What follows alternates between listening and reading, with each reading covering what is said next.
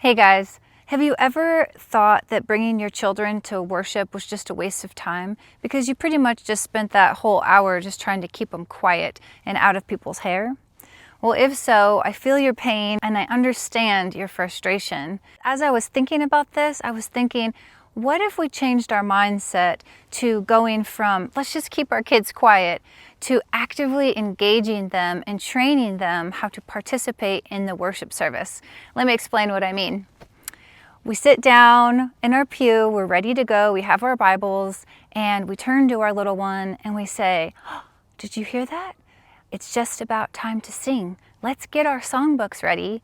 And I know a lot of congregations just use the screens, but what if we got our songbook out and we sat it next to them on their lap or on our lap. We helped them turn to the page, and then as we're singing, we're pointing to the words and encouraging them to follow along. And then we turn to them, we smile, we say that they're doing such a good job. That's a little different than just be quiet, right? Be quiet, here's some more food. Then we say to them, okay, it's time to pray. Let's fold our hands and close our eyes. And then we give them reassuring words. We say, you're doing such a good job praying. I know it might sound silly, but the whole idea is that we're engaging them, we're training them to pay attention. Then when it's sermon time, we say, all right, let's get out our notebooks, and you be a good example. You have your notebook and your pen, and you provide them with a notebook and probably not pens. Probably some colored pencils would be a good idea. And we say, all right, let's take our notes and open up our Bible.